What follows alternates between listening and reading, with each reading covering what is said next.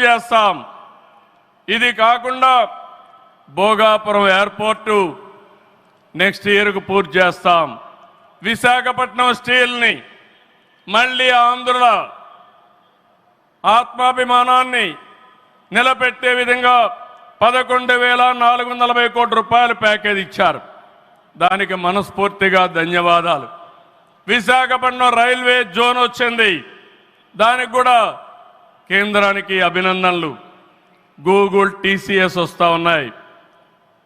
1,43,000 కోట్లతో Arcelor Mittal steel plant పెడుతున్నాడు. దానికి అడ్డంకులుంటే అవన్నీ తొలగించారు, పూర్తిగా సహకరించారు. దీనికి మనస్ఫూర్తిగా ధన్యవాదాలు సార్. వెనుకబడిన రాయలసీమ పైన ఎక్కువ ఫోకస్ పెట్టాం. హార్టికల్చర్ హబ్గా తయారు చేస్తాం. సీమలో డిఫెన్స్ సంస్థలు, హైకోర్టు ఏర్పాటు చేయడానికి, హైకోర్టు బెంచ్ ఏర్పాటు చేయడానికి అన్ని ప్రయత్నాలు చేస్తున్నాం. లేపాక్షి ఓర్వకల్ కారిడార్లో aerospace, automobile, drone city, green energy ప్రాజెక్టులు తీసుకొస్తాం. రామాయంపట్నంలో బీపీఎల్ రిఫైనరీ వస్తూ ఉంది.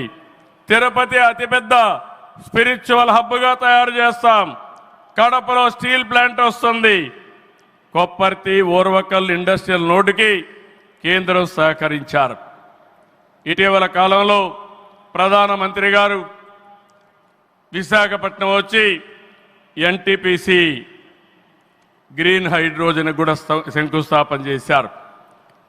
నా ఇవన్నీ చేసినప్పుడు ఇవన్నీ సాధ్యమేనా డబల్ ఇంజన్ సర్కారు వల్ల, కేంద్ర ప్రభుత్వ సహకారం వల్ల సాధ్యమయ్యాయని మరొకసారి మీ అందరికీ విజ్ఞప్తి చేస్తున్నాను.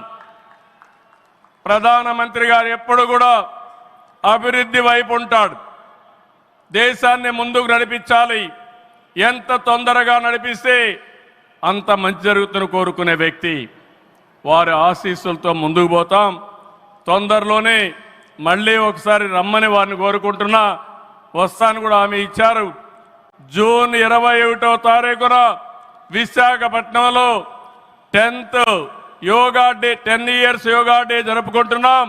అది గ్రాండ్గా చేసి ప్రపంచానికే యోగా మనం ఇచ్చే పరిస్థితి వస్తుంది.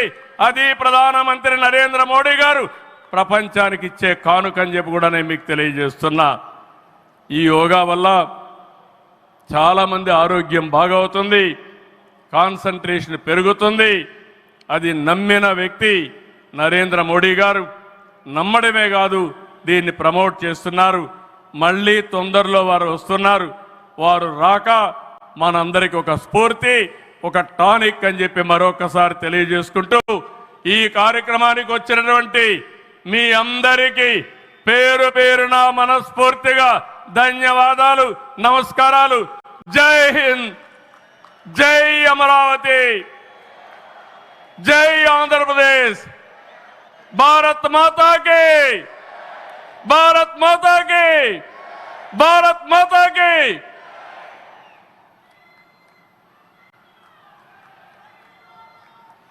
Thank you very much sir. Honourable chief minister Shri Nara Chandrababu Naidu గారికి కృతజ్ఞతలు తెలియజేసుకుంటూ అమరావతి పునఃప్రారంభ మహోత్సవ కార్యక్రమం ఇప్పుడు.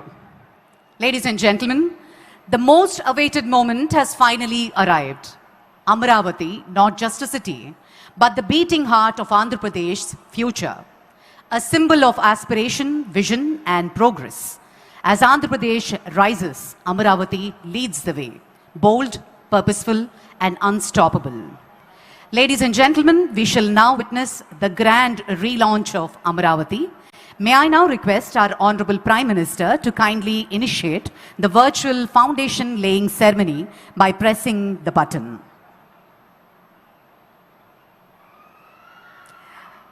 అమరావతి పునఃప్రారంభ మహోత్సవ కార్యక్రమం జరుగుతున్న తరుణం ప్రధాని గారి చేతుల మీదుగా అమరావతి మౌలిక సదుపాయాల పనులకు శంకుస్థాపన.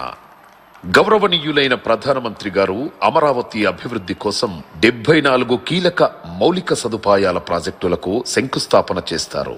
ఆంధ్రప్రదేశ్ శాసనసభ నిర్మాణానికి శంకుస్థాపన, 250 మీటర్ల ఎత్తులో 11.22 లక్షల చదరపు అడుగుల విస్తీర్ణంలో ఆంధ్రప్రదేశ్ శాసనసభ నిర్మించబడుతుంది. ఆంధ్రప్రదేశ్ హైకోర్టు నిర్మాణానికి శంకుస్థాపన. 55 మీటర్ల పొడవు, 20.32 లక్షల చదరపు అడుగుల విస్తీర్ణంలో హైకోర్టు నిర్మించబడుతుంది. సచివాలయం మరియు హెచ్ఓడి టవర్ల నిర్మాణానికి శంకుస్థాపన. 50 అంతస్తుల సచివాలయం మరియు 42 అంతస్తుల హెచ్ఓడి టవర్లతో పరిపాలనకు కేంద్రంగా నిర్మించబడుతుంది. అమరావతి ట్రంక్ మౌలిక సదుపాయాలకు శంకుస్థాపన. 37 ట్రంక్ ఇన్ఫ్రాస్ట్రక్చర్ ప్రాజెక్టులు, సైకిల్ ట్రాక్లు మరియు భూగర్భ యుటిలిటీలతో 320 కిలోమీటర్ల ప్రపంచ స్థాయి రోడ్ల నిర్మాణం జరుగుతుంది. అమరావతి వరద నివారణ పనులకు శంకుస్థాపన.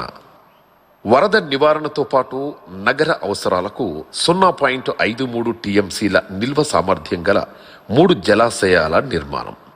అమరావతి ల్యాండ్ పూలింగ్ స్కీమ్ మౌలిక సదుపాయాలకు శంకుస్థాపన. 1.281 కిలోమీటర్ల రోడ్లను కవర్ చేస్తూ 13 జోన్లలో సమగ్ర పౌర సౌకర్యాలను అందించనుంది. అమరావతి గృహ మరియు భవన ప్రాజెక్టులకు శంకుస్థాపన.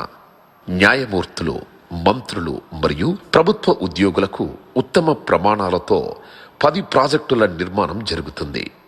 ఈరోజు అమరావతి ప్రపంచ స్థాయి రాజధానిగా, నిజమైన ప్రజా రాజధానిగా మారడానికి ముందడుగు పడుతోంది.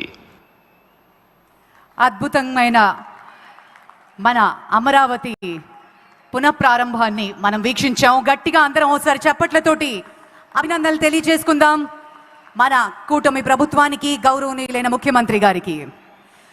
Ladies and gentlemen, from the banks of the Krishna River, Amaravati has echoed with tales of kings, monks and magnificent civilization. A city where history breathes and the future begins. Let us now witness its inspiring journey through the Amaravati AV. Amaravati దేవతలు నడయాడిన పుణ్యభూమి. దేవేంద్రుడు ప్రతిష్ఠించిన అమరలింగేశ్వరుడు కొలువైన ధన్యభూమి.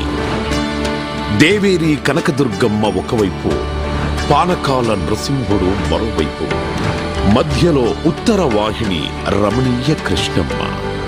శాతవాహనుల రాజధానిగా, బౌద్ధుల ఆధ్యాత్మిక క్షేత్రంగా ప్రపంచ ప్రఖ్యాతిగాంచిన అమరావతి స్తూపంతో ఆచార్య నాగార్జునుడు తిరగాడిన ప్రాంతంగా విరాజిల్లింది. ఆత్మ బలిదానంతో తమిళనాడు నుండి ఆంధ్ర రాష్ట్రం సాధించుకొని ఒకసారి రాజధాని లేకుండా నిలబడ్డ ఆంధ్రప్రదేశ్ మరోసారి తెలంగాణ విభజనతో రెండవసారి కూడా రాజధానిని కోల్పోయింది. ఆంధ్రుల ఆకాంక్షలకు రూపమిస్తూ అన్ని ప్రాంతాలతో కనెక్టివిటీ కలిగిన ప్రాంతంగా కృష్ణానది తీరాన ఉన్న అమరావతిని ప్రజా రాజధానిగా నిర్ణయించారు. రాజధాని నిర్మాణం కోసం చేయాల్సిన మొదటి అడుగు భూసేకరణ. ముఖ్యమంత్రి గారి దూరదృష్టిపై నమ్మకంతో అమరావతికి చెందిన 29,000 మంది రైతులు స్వచ్ఛందంగా ముందుకు వచ్చి దేశంలోనే మొదటిసారి 34,000 ఎకరాల భూమిని రాజధాని నిర్మాణం కోసం అప్పగించారు. దేశవ్యాప్తంగా పవిత్ర ప్రాంతాల నుండి తీసుకొచ్చిన మట్టి, పుణ్య నదుల నుండి సేకరించిన నీటితో ప్రధానమంత్రి నరేంద్ర మోడీ గారి చేతుల మీదుగా ముఖ్యమంత్రి చంద్రబాబు గారి విజన్కు పునాది పడింది.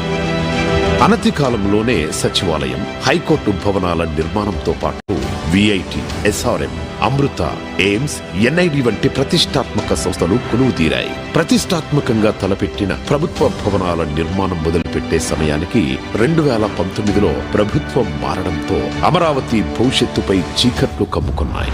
2019 నుండి 2024 వరకు నాటి ప్రభుత్వం చేసిన విధ్వంసం కారణంగా వేల కోట్లతో చేపట్టిన నిర్మాణ పనులు ఆగిపోయాయి. రోడ్లు దెబ్బతిన్నాయి. దారి తెన్ను లేకుండా పోయింది. చదును చేసిన భూమిలో పునాదుల్లో నీరు చేరి పిచ్చి మొక్కలతో, పొదలతో 5 ఏళ్ల పాటు గ్రహణం వీడని సూర్యుడిలా అమరావతి మసకబారింది. 3 రాజధానులు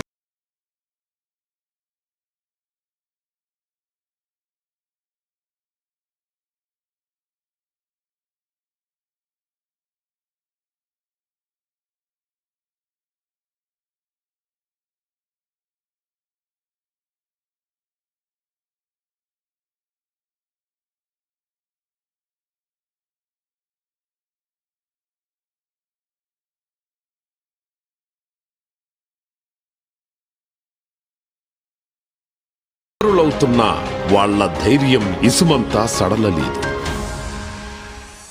2024 రాష్ట్ర ప్రజల దీవెనలతో ఎన్డీఏ అఖండ విజయం సాధించి అధికారంలోకి రావడంతో చీకట్లను చీల్చుకుంటూ వచ్చిన సూర్యుడిలా అమరావతి తన పేరు సార్థకం చేసుకుంటూ పునరుజ్జీవం పొందింది. కేంద్ర ప్రభుత్వ సహకారంతో అమరావతి ప్రస్థానం మహోజ్వలంగా